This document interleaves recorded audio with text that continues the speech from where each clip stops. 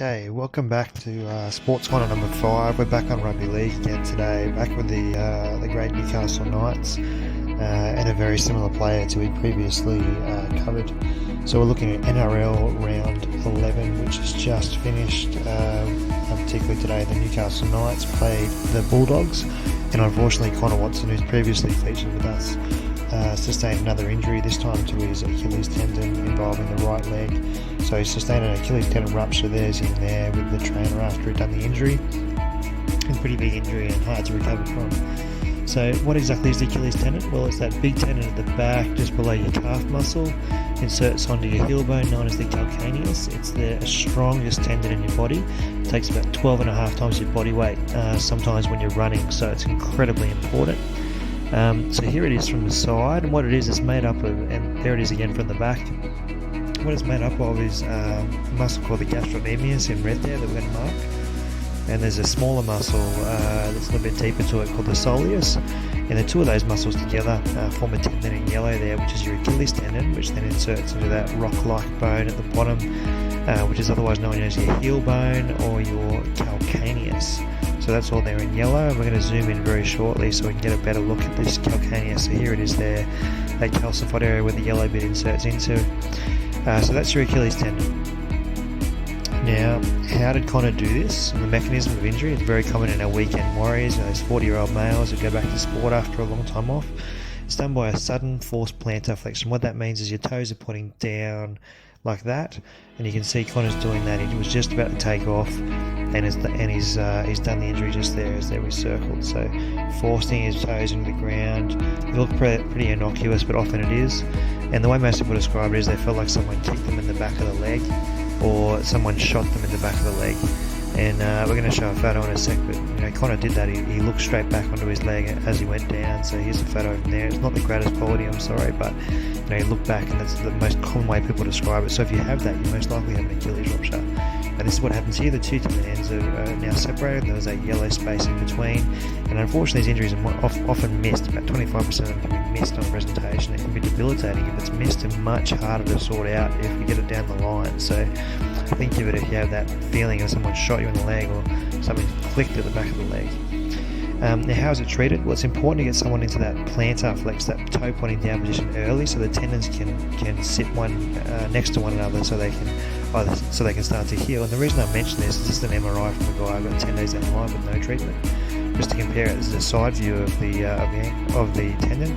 There's one tendon edge there with the arrow, the other tendon edge is marked there with the arrow, and that white stuff in between is blood stopping the two tendon ends coming together.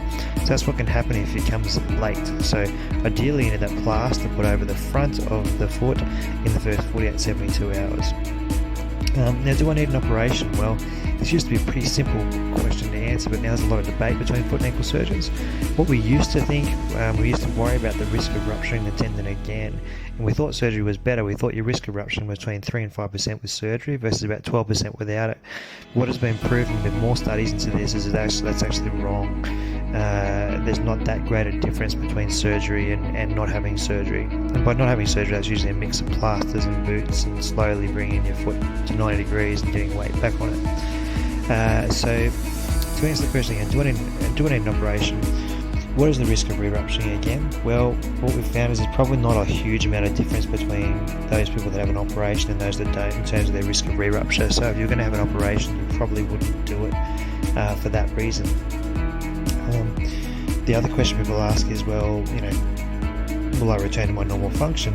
Well, studies have largely borne out that probably your function is much the same in terms of daily activities between operating and non-operating. Obviously, if you have a manual job or you're sort of going upstairs all the time, that sort of thing, ladders, it probably makes a difference. But a day-to-day we're largely the same. Now, in terms of return to work, some studies have shown that you return to work about a month earlier if you have an operation, and I would say with my treatment protocol post-operative, that's probably the case. But month and return to work depends what you're doing, whether that makes a big difference to you or not.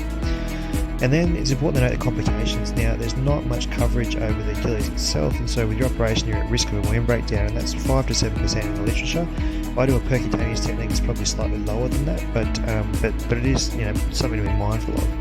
In terms of strength, there have been some studies that do show a difference in strength with an operation having about a 15% greater difference. But what we found is that probably doesn't matter to function for your average person like you and me. If you're an elite athlete, that probably would matter, you would think. So that's something to take into consideration as well. Now lastly, as we always talk about, average return to play. Achilles, bad injury, so up to 6 months on average, so people can take longer than that. NFL players have been studied, but on your average punter like you and me, 80% return to play for all players. In NFL, only 60% of people after this injury ever get back, so that's a big deal, and they're often not as good for the first season after they come back. So it just shows you how bad an injury an Achilles tendon is. So I reckon Connor probably will have had surgery, and he probably won't be back this season, unfortunately. Just a disclaimer, I put at the back so you guys don't have to sit through it at the front anymore, but basically, as you know, I'm an orthopedic surgeon. I do have knowledge in this area, but I haven't assessed these players. I have no affiliation with the players or the people that are involved with them, and all my information comes from the news media. Don't use this information to treat yourself. If you're worried, see a doctor. It doesn't replace medical treatment. And see us at www.hunterfootandankle.com.au for more information. Thanks very much, guys. Bye.